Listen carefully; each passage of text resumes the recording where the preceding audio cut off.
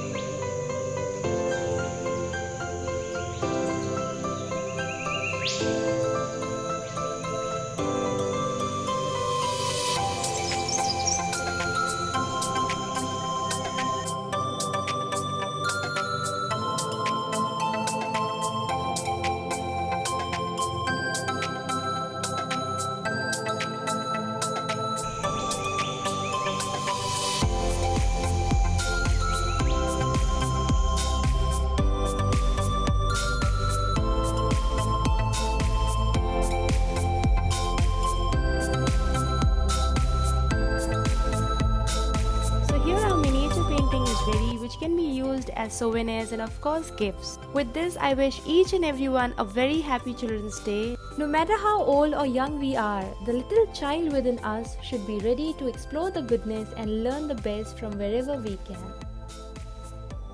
Till then, thanks for watching and see you soon.